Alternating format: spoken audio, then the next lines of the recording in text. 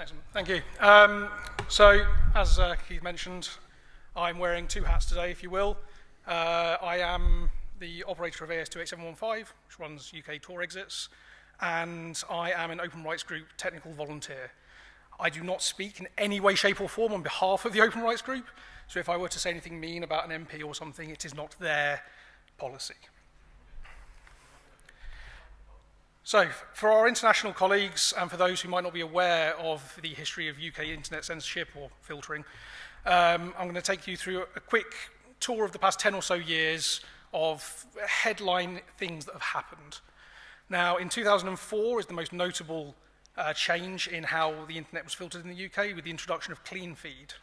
How many people here are aware of clean feed or how it works? Okay, cool. So thankfully, these next two slides are worth it. So clean feed was a system ostensibly created to prevent people accidentally stumbling on material they really shouldn't be looking at. And it's a clever system. There is a list of IPs created by, amongst others, the Internet Watch Foundation. And when you attempt to, or sorry, when a person were to attempt to reach one of these IPs, the system would kick in. If you were browsing normally, the system would look at the IP address you're trying to reach, see that there's not a problem, and you carry on routing on your merry way.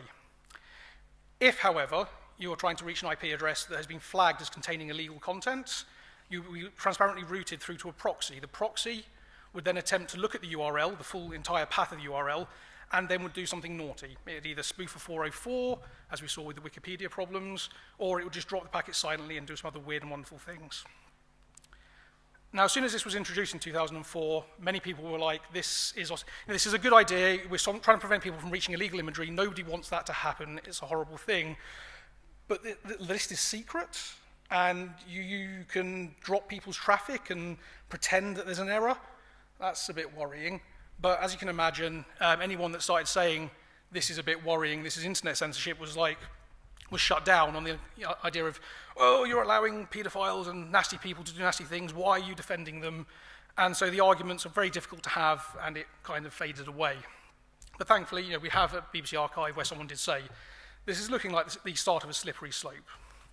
Then not much happened, and in 2005, Ofcom introduced a framework and a plan for mobile operators, because there was some concern from certain people that children could take a pay-as-you-go SIM, and then they could reach adult material or gambling websites and things like that. So the idea was, if you're under 18, or you haven't proved that you're under 18, your mobile internet connection would be filtered in such a way that you couldn't get adult material. Some people, again, were concerned about this because we don't know what's on the list. The lists aren't public, and it could be difficult for people to take themselves off the block list. For example, if your credit rating's not good enough to have a credit card, or you don't understand how to do it. But for the most part, things were quiet until 2010. And then in 2010, Ed Vaizey decided that as an industry, we weren't doing enough to protect children from motorways and internets and things. So if we didn't pull up our socks and sort it out, then the government would have no choice but to legislate. And spoiler for those who've been paying attention to this year, they legislated anyway. In 2011, the Motion Picture Association went to the High Court in England and said, there is this website, Newsbins, or this newsgroup, Newsbins, and it's full of our members' content, and the people are downloading it for free, and we want you to stop it. And as far as I understand, BT attempted to say no, we're a transit provider, etc., etc.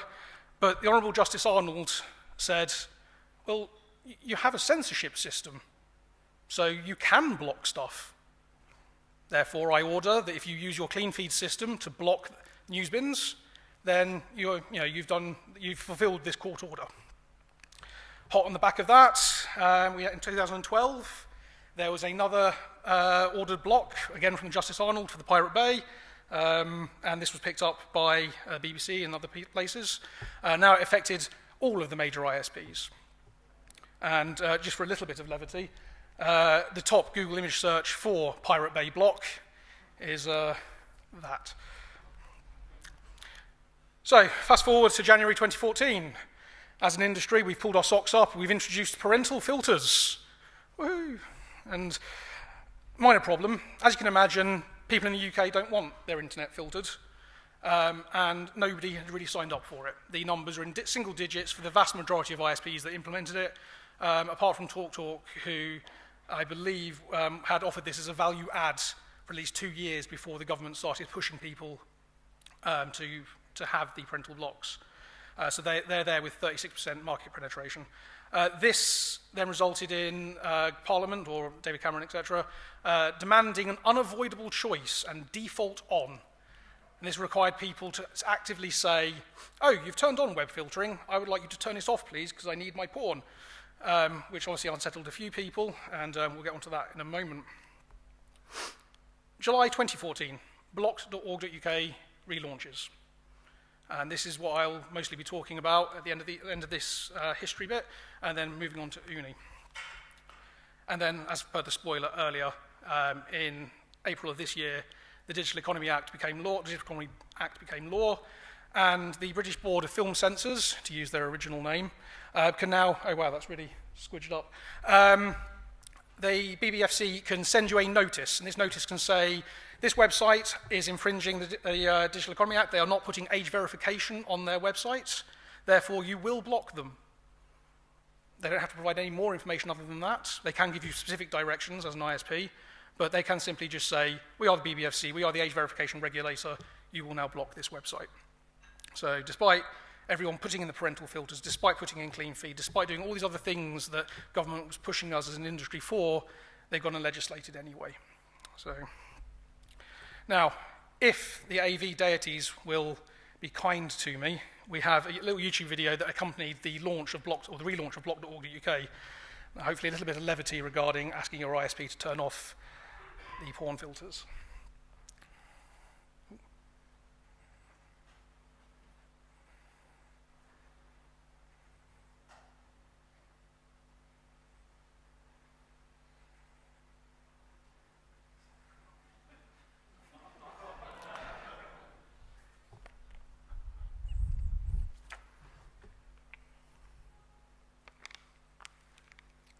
Oh, the AV gods don't like me.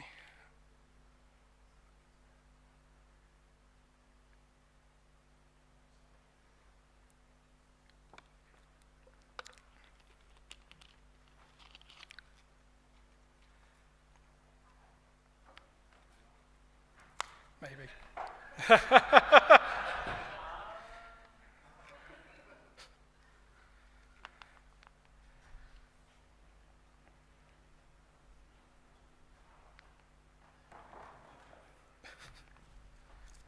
Always been difficult. Oh, there we go. Department of Dirty, how can I help? Thank God, finally, a real human being. What is the dirty nature of your inquiry today? Well, I'm trying to download a recipe for Spotted dick. I'm getting the message This web page has been blocked because it may contain Inappropriate material. If you really want to access this page, call blah, blah, blah, blah, blah, blah. I just need to ask you a couple of questions. Oh, yes, of course. My address Oh, is... no. We've already got your address. How often do you like to access dirty material? Often, very often, or all the time? Excuse me. How dirty would you say your browsing habits are on a scale of 1 to 10? 10 being pretty... well, you know what to mean. I just want to use the internet. Yeah, well, this isn't the internet, is it, sir? This is the dirty internet. I really need this recipe. Okay, all right. You can have your recipe. All you need to say is, I really want to use the dirty internet. I will Not. Okay. Now, about these spots on your member, sir, could you describe them to me? I might need to transfer you to the Department of Health. Department of Dirty, how can I help? So yeah, obviously it's not exactly quite that bad, but indeed with the unavoidable choice and default on filters, if you do want to access material that may have been blocked, or you just want to access pornography because you're an adult, you will have to either go into the web control panel or phone up customer services and do whatever you need to do. So I don't think anyone would argue with...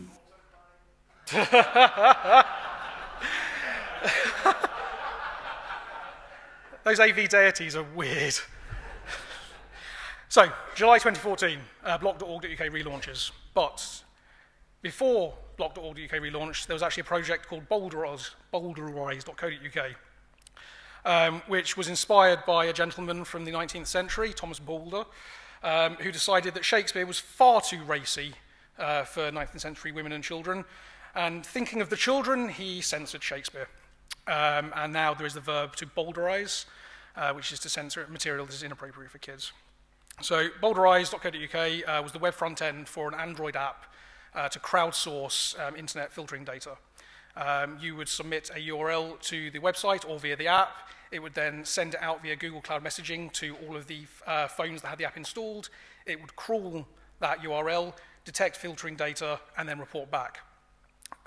It got a few downloads and things like that, but people started to get a little bit concerned.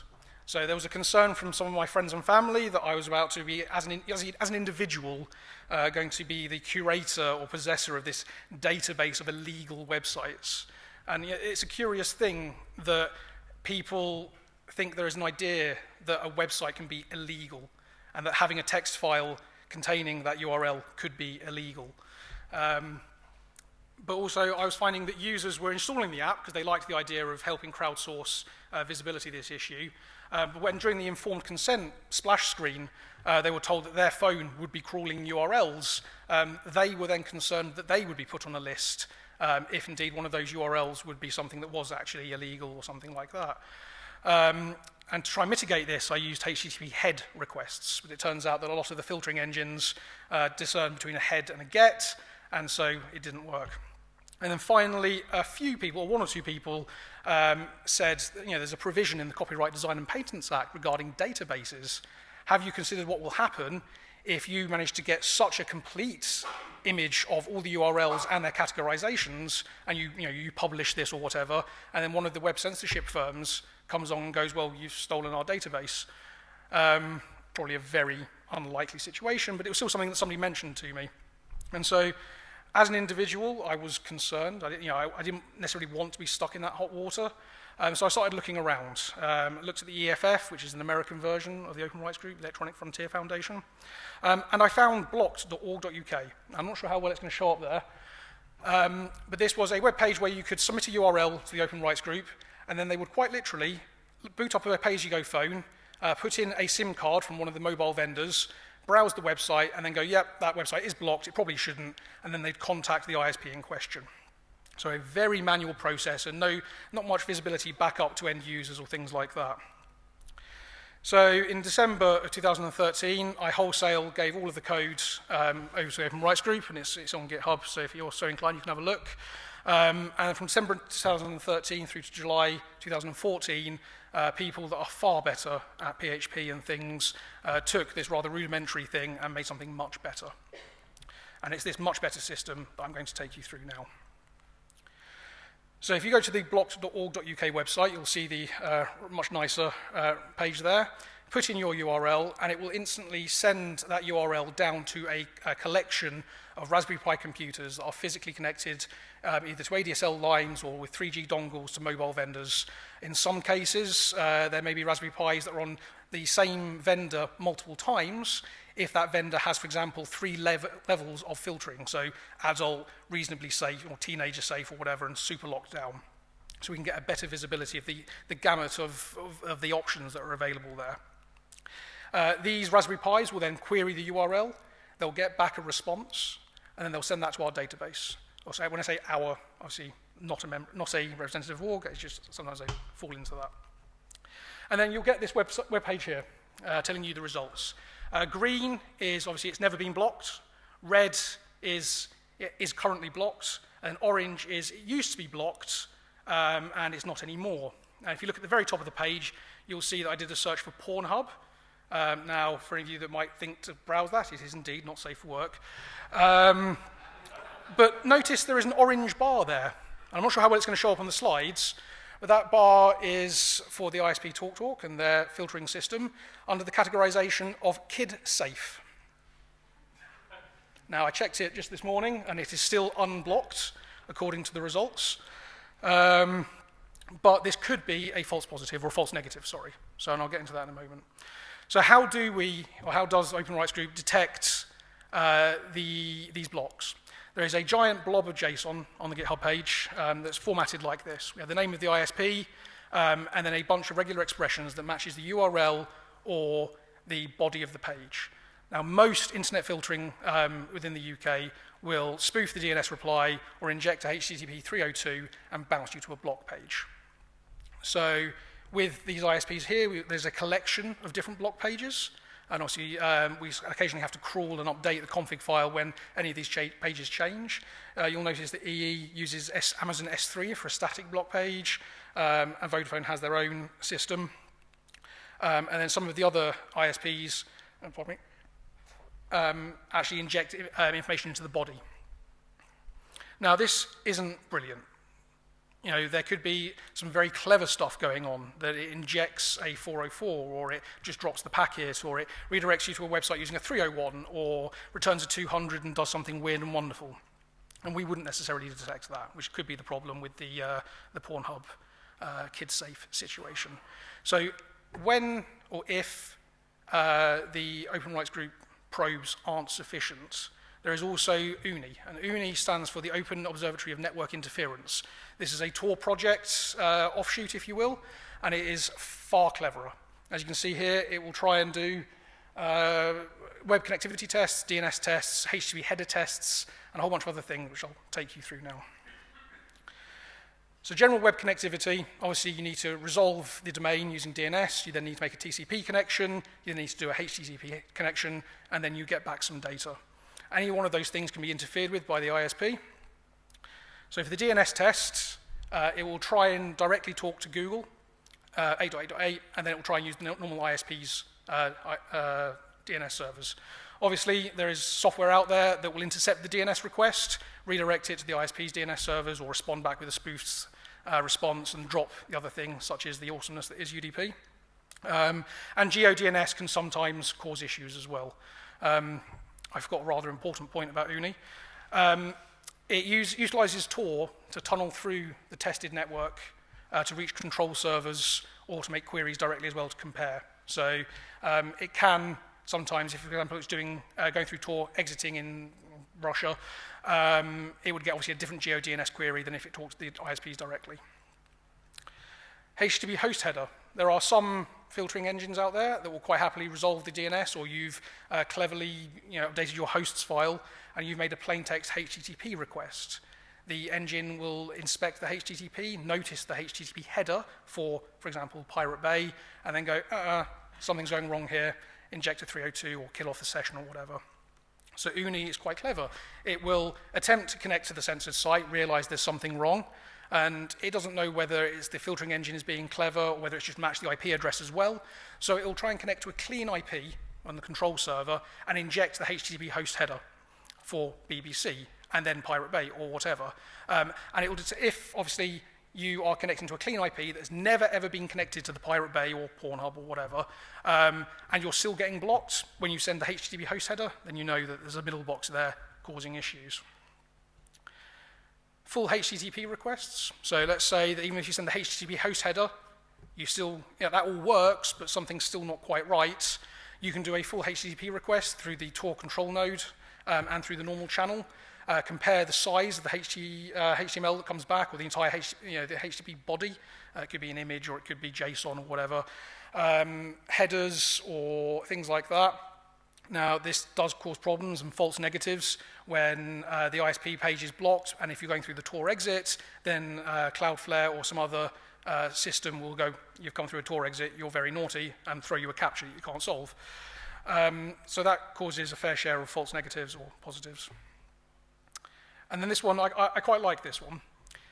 It will send a HTTP request with randomly capitalized elements of the HTTP header, so X user agent or things like that, and randomly capitalized bits within the host headers.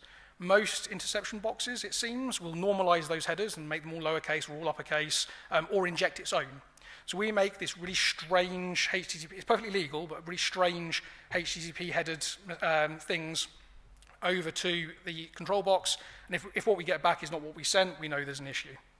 And finally, there's the ability to send a ridiculously weird and convoluted HTTP request and see what happens. Most boxes, interception boxes, will explode if it's a wrong HTTP version and stuff. Now you might say to yourselves, okay, great, civil liberties people causing trouble for us and dragging our names through the mud and things like that. Why do you care that we're blocking porn? It's porn, people don't need to see it, kids don't need to see it. why are you kicking off? When it was first launched, or when some of this stuff was first launched, it was found that O2 was blocking access to Childline and NSPCC and the Samaritans.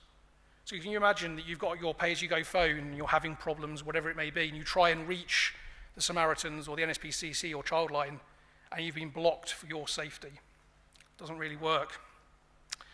I hate to keep on beating on BT, but there was an option within the BT control panel to explicitly block gay and lesbian lifestyle, because that needs to be an option in a modern society. And then finally, there was this example. You put yourself in the situation where you've experienced sexual violence or something, and the police have given you a note, and that note has the URL for the Edinburgh Women's Rape and Sexual Violence Centre. You get home, and then it's been blocked because it's pornographic. It's a bit weird, isn't it? So it's not just about blocking porn, stopping people from reaching these things. We need to make sure that we are blocking the right things for the right people and for the right reasons. Now, UKNOF, it's about distribution of clue, as people like to say. And so I'm not coming here to beat up on everyone and say that we've failed to protect everyone and introduce what we're supposed to have done. There is an option that can help make things better for us detecting overblocking and underblocking and things like that. You have control of the HTTP stream, and you can inject what's HTTP 451, error response code. It has an RFC, and it says that if you, for public policy or for legal reasons, are interfering with a HTTP session, then you must stop, please send HTTP 451. HTTP 200 or 302 is not a legitimate code for when you've interfered with something and put in your own content in place. So use this. Now, it does say that if you return HTTP 451, please provide a reason why you've done that. And as an industry and as a technology, it does that very well. We do say you have been blocked. In certain cases, it even tells you what category it's been blocked under. And in the cases of the High Court orders, you get redirected to UK High Court ISP court orders.co.uk or something explaining to you the situation.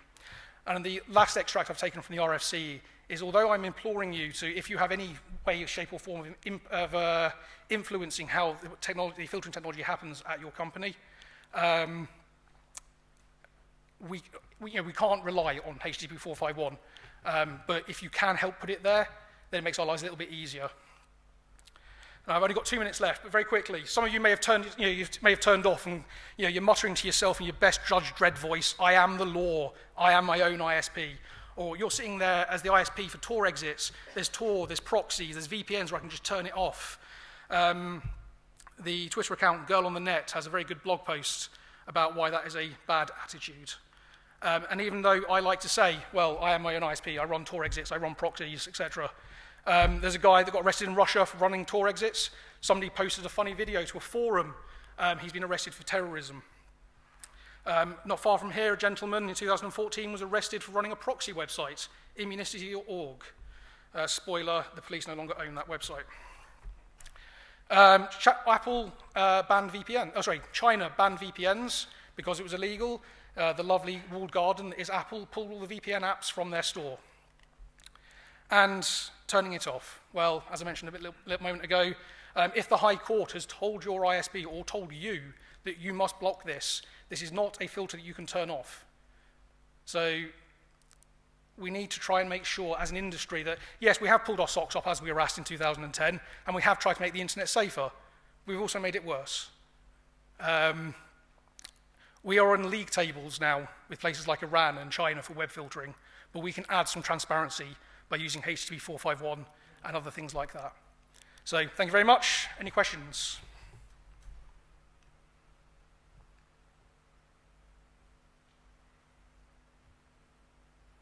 No? Cool. Thank you very much, everyone.